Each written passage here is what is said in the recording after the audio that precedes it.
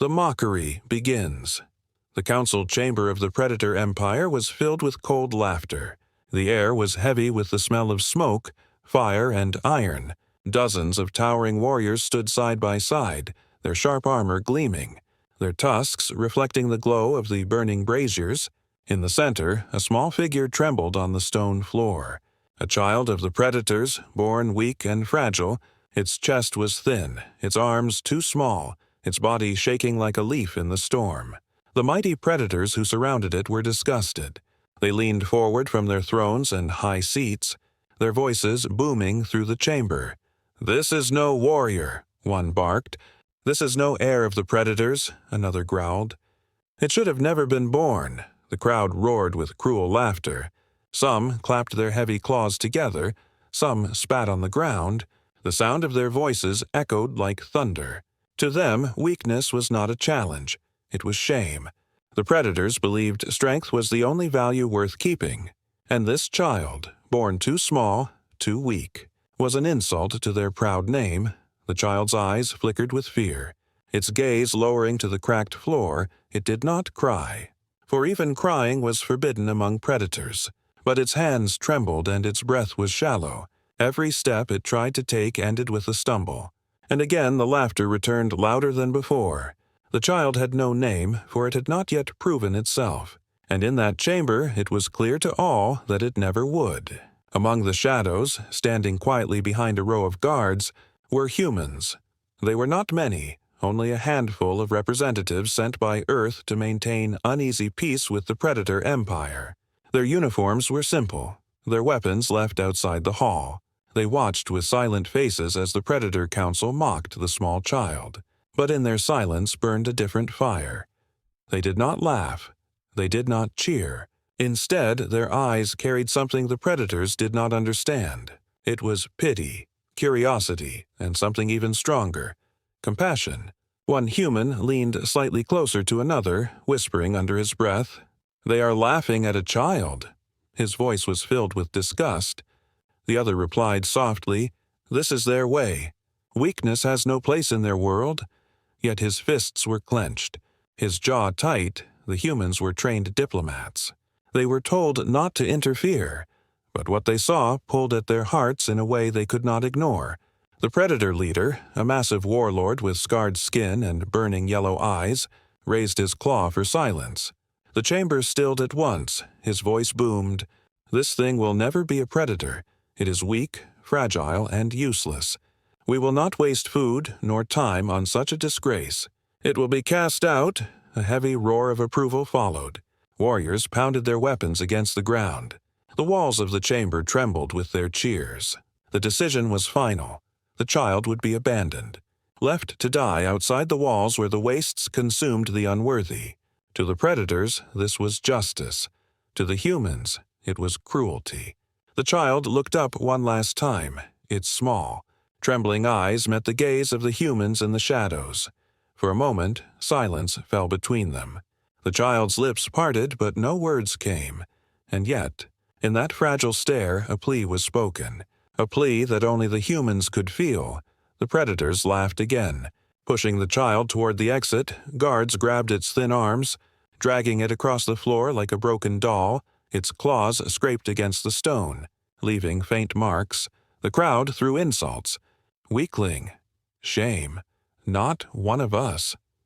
The sound followed the child as it was dragged out, echoing like a cruel song.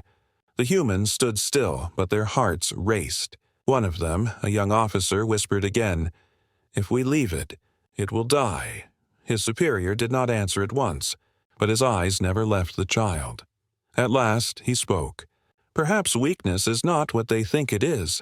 Perhaps we will see." The doors of the chamber slammed shut. The predators celebrated, their laughter filling the halls of iron and stone. To them, the matter was finished. The weak had no place among the strong, but in the shadows. The humans' silence was no longer simple silence. It was decision. It was a seed of defiance, and though no one yet knew it, this moment was the beginning of a story that would shake the galaxy. The child is cast away.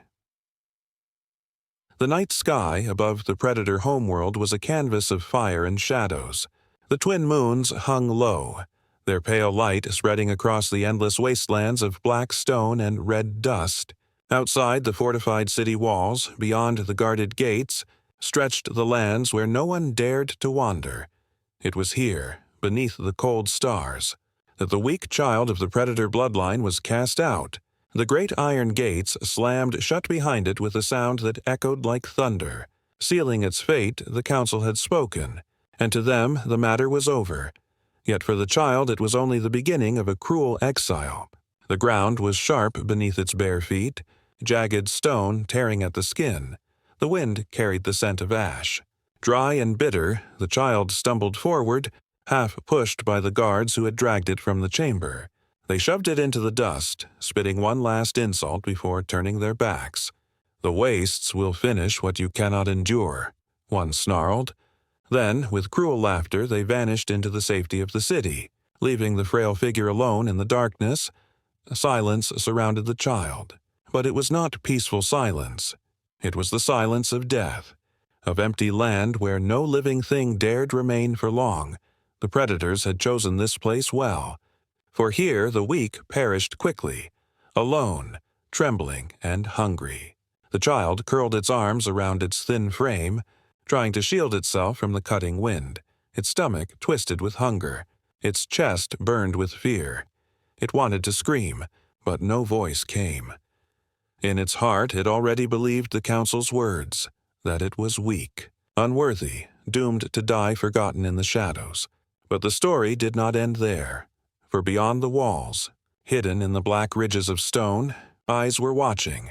The humans had followed, slipping quietly into the outer lands where no predator cared to search. They had waited until the guards returned, their torches fading into the distance. Before stepping out from the rocks, the young officer, his cloak pulled tightly around his shoulders, moved first, his boots crunched softly in the dust, and his voice whispered into the cold air. "It's still alive." The others joined him, 4 in total. Their faces were hidden beneath hoods to block the alien winds. They had argued about this moment back in the safety of their quarters. Some had warned it was too dangerous, that to interfere with predator judgment was to risk war, yet in the end they had all agreed. For the thought of leaving a child to die in silence was unbearable to them. What predators called weakness, humans called innocence, and they could not let it be destroyed. They approached slowly, not wanting to startle the small creature. The child lifted its head at the sound of footsteps, its eyes wide and wet with fear. When it saw the figures emerge from the shadows, it flinched back, expecting another beating, another curse. Instead, one of the humans crouched low, lowering his voice to the softest tone. "Do not be afraid, little one." His words were careful, for he knew the child might not understand the language, but tone needed no translation, and kindness was a language of its own. The child blinked, confused. No predator had ever spoken with such softness. The humans did not strike, did not laugh, did not spit. Instead, one reached into his pack and drew out a small ration. Pressing it into the child's trembling hands, the child stared at it, hesitating, then slowly raised it to its mouth. The taste was strange, but warmth filled its belly for the first time since birth. A quiet whimper escaped its throat, not of pain, but of something almost forgotten. Hope. The young officer exchanged a glance with his companions. His eyes hardened with decision. "We cannot leave it here," he said firmly. "If the predators discover us, we will face punishment," another whispered back. "They will call this interference." The officer nodded. "They will, but if we walk away, we are no better than they are." His words fell into silence, and in that silence they all understood. The line had been crossed the moment they followed the child into the wasteland. There was no turning back. Carefully, they wrapped the frail figure in a cloak. Lifting it into human arms, the child struggled weakly at first, afraid of this unfamiliar touch, but exhaustion soon claimed it. Its head rested against the officer's shoulder, its small breaths shallow but steady. Together, the humans began their walk back through hidden paths.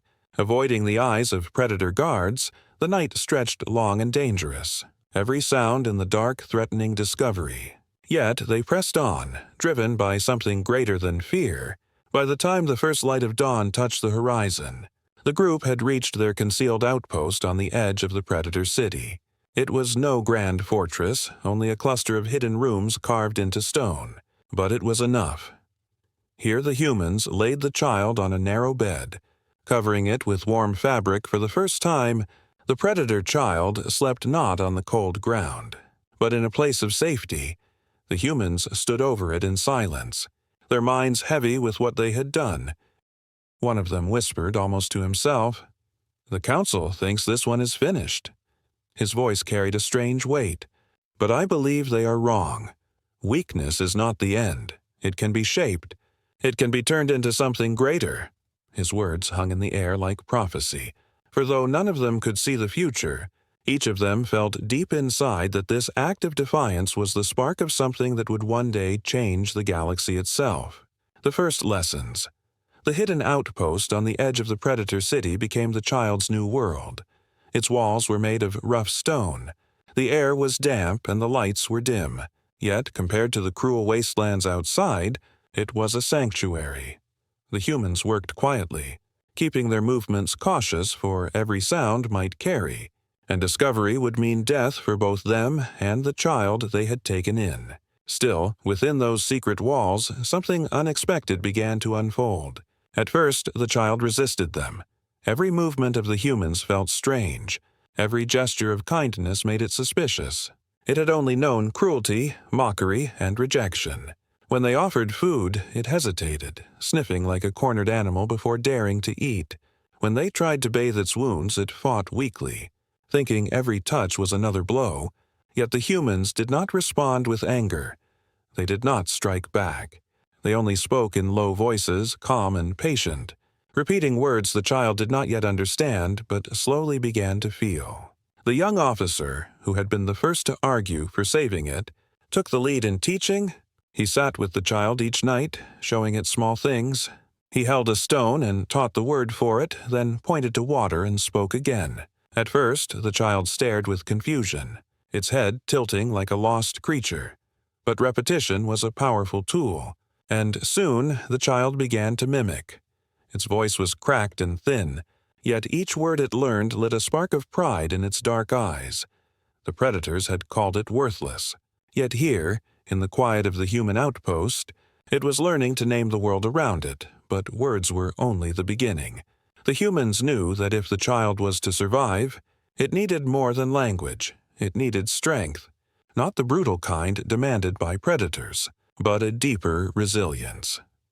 They began training its body carefully. The officer would guide its steps across the narrow chamber, lifting it when it stumbled, setting it upright when it fell.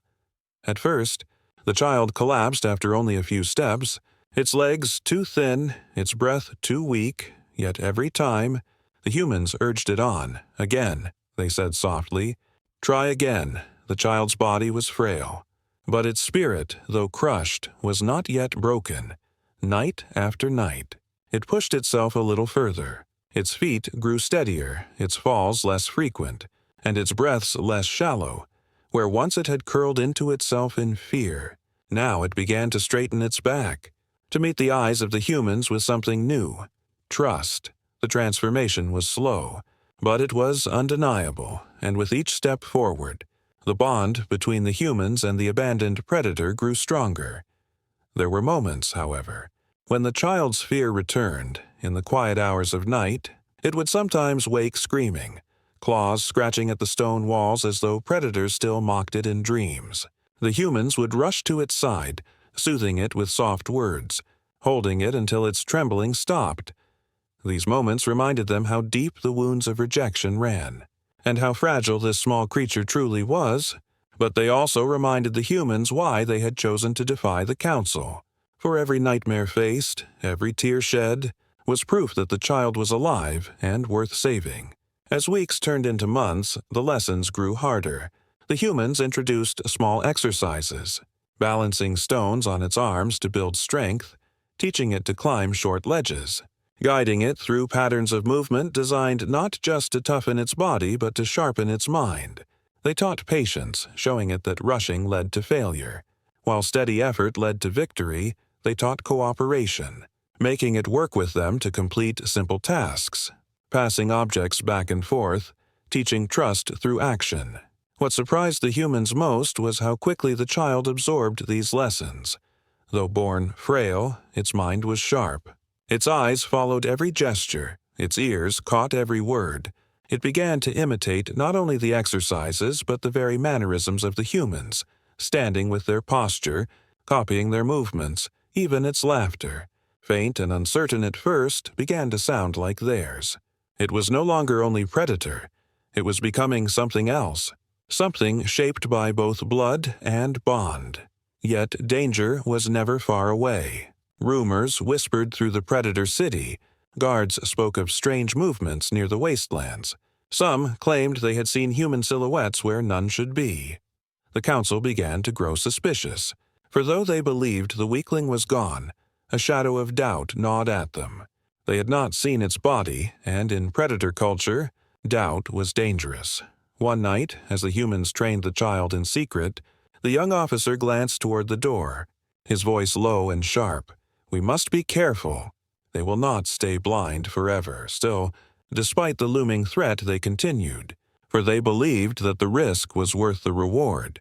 They believed that this child, abandoned and mocked, could become proof of something greater. The predators had declared it weak, but under human care, it was learning strength. Not the savage strength of claws and fangs, but the deeper strength of resilience, courage, and hope. In this hidden place, beneath the cold stone and flickering lamps, the first lessons of a new destiny were being written. And though the child could not yet understand the weight of what was happening, deep inside it knew one truth. Here, with the humans, it was no longer alone. Hidden growth. The outpost grew quieter with each passing season, as though the walls themselves understood the weight of the secret they carried. The predator child who had once been cast aside as worthless was no longer the trembling figure left to die in the wastes. Within those stone chambers, under the watchful eyes of the humans, something was changing. Slowly but unmistakably, the child's body, once frail and fragile, now showed the marks of effort. Muscles began to form where there had been none. Scars turned into signs of resilience, and its steps, once unsteady, now carried a rhythm of purpose. The humans guided this transformation with careful patience. They had not treated the child as an experiment, nor as a burden, but as a living being who deserved a chance to rise. The young officer who had first lifted it from the wastelands became something close to a father in its eyes. His voice, calm yet firm, led the child through exercises that grew more difficult with each week. From balancing on narrow ledges to lifting stones twice its size, the child learned not only how to endure, but how to focus, how to direct its fear into determination, how to turn trembling into strength. The nights, however, were the most important, for it was in the quiet hours, when the city above slept and the fires of the predator halls dimmed, that the humans spoke to the child about more than strength. They taught it about choices, about compassion, about the strange human idea that weakness was not shame, but the beginning of growth. At first, the child struggled to believe them.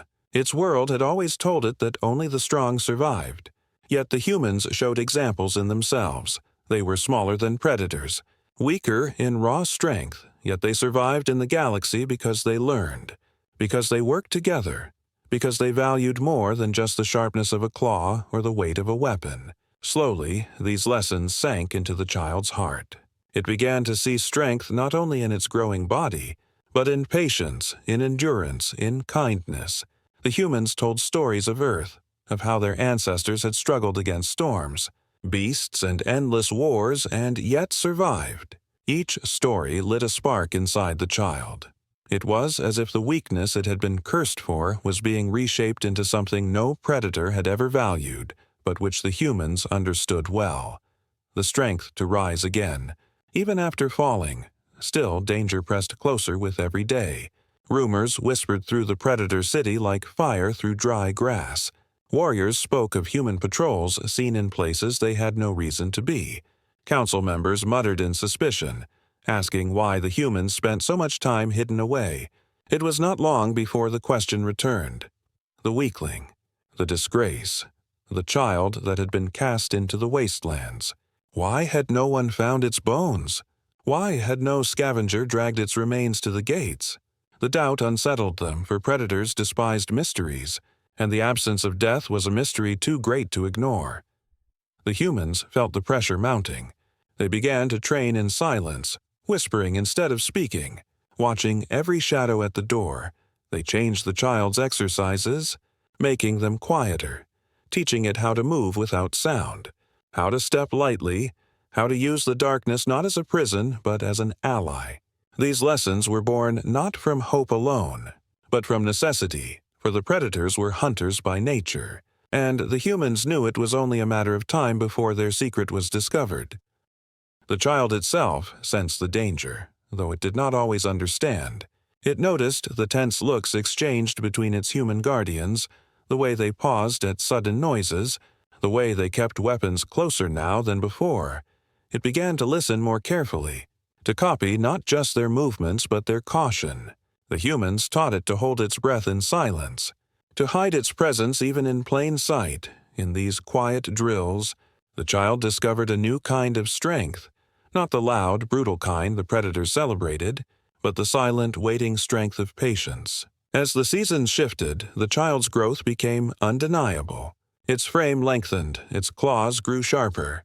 Its eyes, once dim, now burned with focus. When it sparred with the humans in practice, its strikes grew faster, its balance steadier. It no longer collapsed after a few moments of effort, but pushed itself to the edge of exhaustion and beyond. And when it failed, it no longer broke down in despair. Instead, it rose again, whispering words it had learned from its human guardians. Try again, but with growth came risk, for the child's instincts, the predator blood that flowed in its veins, sometimes surged in sudden bursts. In sparring matches it sometimes struck too hard, its claws tearing more than intended. The humans did not punish it for this, but they reminded it of control. They reminded it that true strength was not only the power to strike, but the power to stop. This lesson was harder than any, for it went against the very nature of its species. Yet with time, the child began to master even this, learning that the greatest weapon was not rage, but discipline. One night, as the firelight flickered low, the young officer stood watching the child complete a training drill. Sweat clung to its skin. Its breath came heavy, yet its movements were steady and precise. The officer's eyes narrowed, not with suspicion, but with a deep awareness of what stood before him. He turned to his fellow humans and whispered, "Look at it." The council threw it away as a failure, but now it is becoming something they will never understand. His words carried both pride and fear, for he knew that when the secret was revealed, and it would be revealed someday, the galaxy would never be the same. In the shadows of that hidden outpost, the predator child was no longer the frail creature dragged through the council's laughter. It was no longer the trembling weakling abandoned to die. It was becoming something new, a being shaped by two legacies, the blood of predators and the spirit of humans.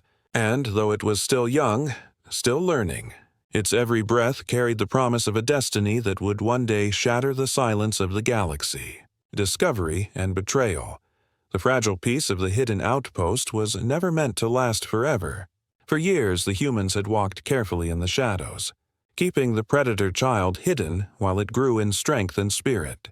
Yet secrets in a predator world were like sparks in dry grass. No matter how carefully covered, they eventually spread into flame. Whispers began in the markets, rumors carried by servants and guards. Some claimed they had seen human shapes training at night. Others swore they had heard the sound of predator roars muffled within the stone caverns near the city's edge. The council listened, and though many laughed, one question returned again and again. Where were the bones of the weakling cast out years before? Predators did not simply vanish. If the child had died in the wastes, scavengers should have dragged its remains to the city gates. Yet no evidence had ever been found. That silence gnawed at the pride of the council, and slowly suspicion turned into anger. It was not long before hunters were dispatched, searching the outskirts for any trace, and their footsteps grew closer with each passing day. Inside the outpost, the humans felt the pressure closing in like a tightening noose. The young officer stood over a crude map one evening, marking points where patrols had passed too close. His jaw was tense, his eyes shadowed with worry. "They know something," he muttered. "It is only a matter of time before they find us." The others exchanged uneasy looks. Some spoke of leaving, of trying to smuggle the child away to another world. But the officer shook his head. "If we run now, they will know we are guilty, and they will never stop hunting." His voice dropped lower. "We must be ready." The child, now no longer frail but strong in body and sharp in mind, overheard these whispers, though still young. It understood more than the humans realized. It knew danger was near, and it felt the weight of being the cause. That night it sat apart from the group, staring into the dim light of a lantern, remembering the laughter of the council, the insults, the shame. A fire burned inside it, not of rage, but of determination. For the first time in its life, it wished to prove that the humans had not saved it in vain. The moment of betrayal came sooner than any of them expected. One of the human aides, a man whose heart had grown heavy with fear, slipped out into the city under cover of night. The burden of secrecy had become too great, and the threat of predator suspicion too sharp. He spoke quietly to a predator guard, trading whispers for safety, and in doing so, he gave away the secret the humans had sworn to protect. By dawn, the council knew the truth. The weakling had not died. It had been taken in by humans, trained in secret, and hidden under their care. The response was immediate. Fury erupted within the predator halls. Warriors pounded their weapons against the ground, their roars shaking the stone walls. To them, this was not merely defiance, it was corruption. The child they had cast aside was meant to be forgotten, yet now it lived, shaped by the hands of humans. Worse still, the thought of human influence twisting predator blood was an insult to their honor. The council demanded the humans answer for their crime, and soldiers were dispatched to drag them from their hidden refuge. The outpost awoke to the sound of heavy boots and the glow of torches flooding the tunnels. The humans moved quickly, gathering weapons, preparing to defend. The officer's voice rang sharp through the chamber. "They have found us. There is no more hiding. We must face this." The child stood at his side, no longer trembling. Its eyes burned with the strength it had learned, yet deep inside, fear still whispered. It knew what awaited: judgment before the same council that had once laughed at its birth. The doors of the outpost burst open, predator guards storming in. The humans raised their weapons, but they did not fire. To fight here was to bring death to them all. The officer lowered his arm, signaling restraint. "We will go," he said. His voice calm, though his eyes were grim.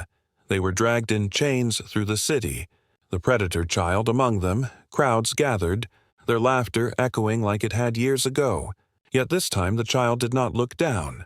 It stood tall, its gaze fixed forward, the strength of its training keeping it steady. In the great council chamber, the fury of the predators boiled over. The warlord's voice thundered. "You dare defy us. You dare shape what we cast aside. This is no predator. It is a mockery." His claw pointed to the child. "Let it prove itself now before the eyes of all. Let it fight in the arena. If it wins, it may live. If it fails, both it and those who raised it will die." The words struck like a blade. The humans exchanged grim looks. They knew the arena was no simple test. It was a death sentence designed to entertain the crowd. Yet before despair could take them, the child stepped forward, its voice rough but steady. "I will fight." The chamber froze in silence. The council stared, the humans gasped. Even the warlord's burning eyes narrowed with surprise. This was no weakling's voice, no broken creature's whisper. It was the voice of one who had learned to stand. Chains were removed and the decision was set. The child would enter the arena, the same place where it had once been mocked and condemned. The crowd roared with excitement, eager to see blood. Some shouted that it would die within moments. Others laughed, expecting nothing but humiliation. Yet, among the humans, though fear gripped their hearts, there was also something else: hope. For they had seen what the predators had not. They had seen the hidden growth, the discipline, the strength forged from weakness. And in that moment they believed that perhaps, just perhaps, the arena would not be the end, but the beginning. The arena trial. The arena of the Predator Empire was a place where legends were born and weakness was destroyed. It was a coliseum carved into the very heart of the mountain, its walls rising high, stained with the blood of countless battles. Above, thousands of predator warriors filled the stands, their roars shaking the ground, their tusks gleamed, their claws rattled against iron railings. For them, this was not mere entertainment. It was ritual, the test of worth, the heart of their culture, and tonight, they gathered with savage anticipation, eager to see the disgrace of their bloodline fall once more. The child was led through the gates, chains falling away at its feet. Its breath was heavy but steady, its heart pounded, not with fear but with the weight of memory.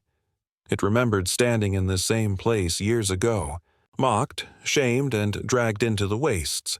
The laughter of the predators still echoed in its mind, yet now it walked differently.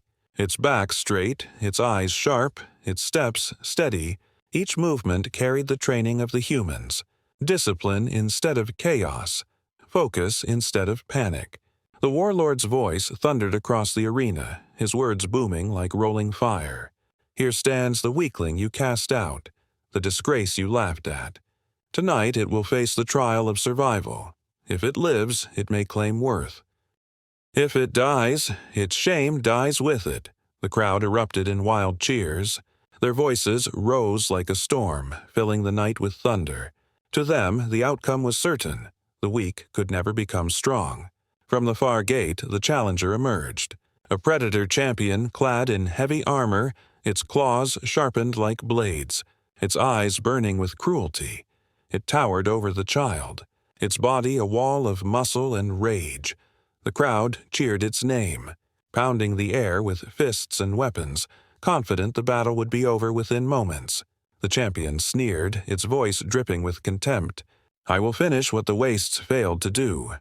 The signal was given, and the arena fell into a tense silence.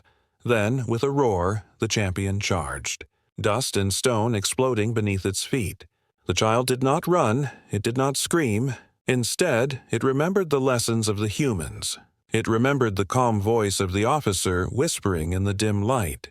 "Do not meet strength with strength. Meet it with patience. Watch, wait, and strike when the moment is right." The first blow came like a hammer. The champion's claw slashed through the air, aiming for the child's head. But the child ducked, its movements sharp and precise. The strike missed by inches, sending sparks across the stone. Gasps rose from the crowd. The child did not counterattack. It stepped back, steadying its stance, its eyes never leaving the champion. The predator roared in fury, striking again and again.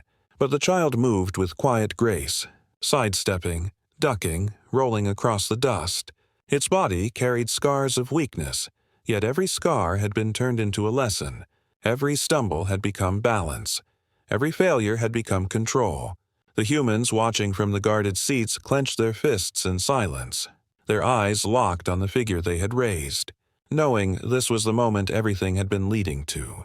Minutes passed, and the child still stood. Unharmed, the champion grew restless, its strikes wilder, its rage blinding its precision.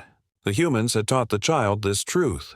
Rage consumes, but patience endures.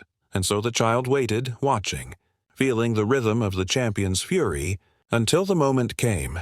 With a sudden shift, the child moved, its body flowing like water. It stepped inside the arc of a massive swing, striking upward with precision. Its claws, sharpened through endless training, slashed across the champion's exposed arm. The predator roared in pain, staggering back. The crowd fell silent in shock. For the first time, the weakling had drawn blood. The battle turned. The child pressed forward, not with wild rage but with controlled strikes. Each one measured, each one purposeful. It ducked beneath a desperate swing, rolled across the dust and slashed again. Its movements were not those of a predator raised in brutality. They were human, disciplined, strategic, and deadly. The champion faltered. Its strength wasted in fury, while the child grew stronger with every strike. At last, the final moment came. The champion lunged. Throwing its full weight forward in a reckless charge, the child stepped aside with perfect timing, driving its claw upward into the exposed chest. The impact sent the champion crashing to the ground. Dust rising in a great cloud, silence fell over the arena, broken only by the labored breaths of the child as it stood over its fallen opponent. For a heartbeat, no one moved. Thousands of predator eyes stared in disbelief. The weakling, the disgrace, the abandoned child, had defeated one of their champions. It had not only survived, it had triumphed. Slowly, a single human voice broke the silence, whispering in awe. It did it. Then, as if the galaxy itself realized the truth at once, the arena exploded with sound. Half the predators roared in outrage, refusing to accept what they had seen, while others stared in stunned silence.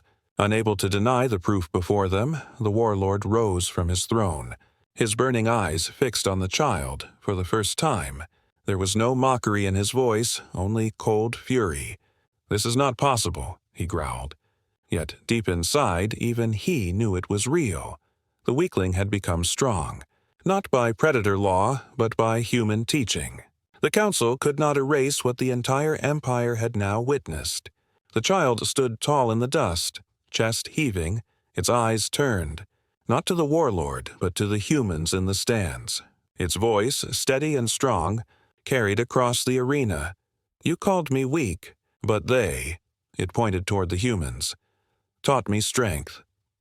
The words cut through the air like a blade, and the galaxy itself seemed to pause. For in that single declaration, the weakness of predators had been exposed, and the quiet, enduring power of humans revealed.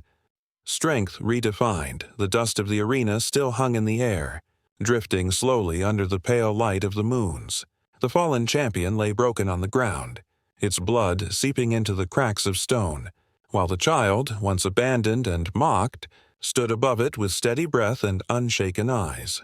All around, thousands of predators stared in disbelief, their roars frozen on their lips, for in a single night, everything they believed about weakness and strength had been shattered. The warlord's claws gripped the railing of his throne until cracks split the iron beneath his hands. His gaze burned with fury, yet also with something deeper, fear.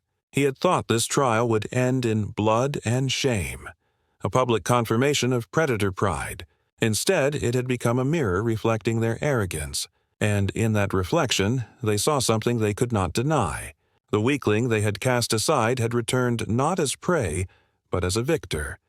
And worse still, its strength was not born of predator brutality, but of human guidance. The council erupted in chaos. Some shouted that the match was a lie, that humans had used tricks. Others demanded the child be executed anyway, claiming no true predator could rely on human teaching. Yet their voices were drowned by the weight of the silence pressing from the crowd.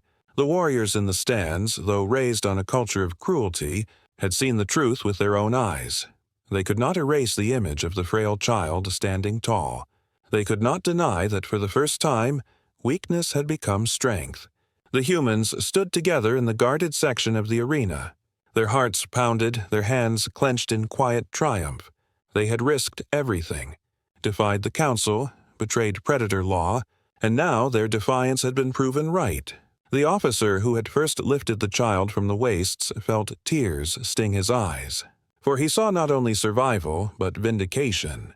His voice was low as he whispered, "They will never laugh again." The warlord raised his claw, demanding silence. His voice thundered through the arena. "This is no victory. This is corruption. The predators are strong because we do not bend. We do not learn from lesser beings." His words carried rage, but even as he spoke them, the cracks in his authority spread like fractures through stone. For the people had witnessed something undeniable, and no roar could erase it. The child turned slowly to face the council. Dust clung to its skin, blood streaked across its claws, but its stance was firm. Its voice rang across the arena, clear and steady. "You cast me out because I was weak. You called me worthless, you left me to die." It paused. its gaze burning into the faces of the warlords. But they did not. The child lifted a claw toward the humans. They showed me strength is not only in muscle, not only in rage. Strength is in patience, in courage. In rising again when you fall, they turned my weakness into power. And now I stand before you, not as your shame, but as proof of what you refuse to see. The words spread like fire. Some predators snarled in denial, but others lowered their heads, ashamed, for though they had mocked, though they had laughed, deep inside many knew that the child spoke truth. The humans had done what predators could not, taken something broken and made it whole, not through cruelty but through compassion. And in that revelation, the very foundation of predator pride shook. The warlord roared in fury. "Silence! You are nothing but a tool of weaker creatures. You will never be predator." But the crowd no longer roared with him. They stared in heavy silence.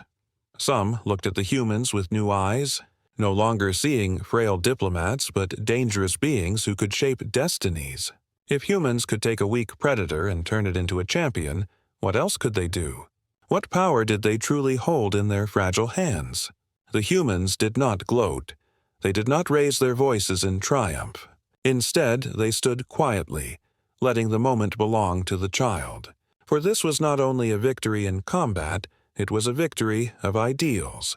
They had proven without words that weakness was not final, and that strength could be forged through kindness, patience, and resilience.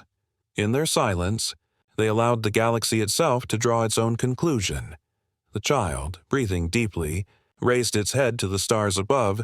For the first time, it did not feel fear or shame. It felt purpose. It had carried both predator blood and human spirit, and together they had created something new, a strength the galaxy had never seen. And in that moment, the whispers began, spreading from the arena to the city, and from the city to the empire itself. If humans can do this, if they can turn weakness into strength, then what else are they capable of? The warlord could not silence those whispers. He could not erase the sight of the champion's defeat, nor the child's declaration. He sat in his throne, seething but powerless, for the truth was too large, too bright, to be hidden. And in the hearts of many predators, doubt had been planted, doubt that would grow into change. The humans left the arena not as prisoners but as guardians, their heads held high, their bond with the child unbroken, and as they walked, they knew this was only the beginning, for the galaxy had seen, and it would not forget.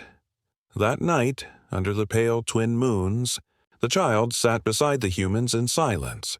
Its eyes reflecting the stars, the officer placed a hand on its shoulder, his voice quiet. "They will come for us again. The council will not forget, but what happened today cannot be erased." The child nodded slowly, its eyes steady. "I will be ready," it whispered. And in that promise, the humans knew their defiance had not been in vain. The predators had mocked, abandoned, and scorned weakness. Yet the humans had turned it into strength, and from that day forward, the galaxy itself would carry the memory that what others cast aside, humanity could raise into greatness.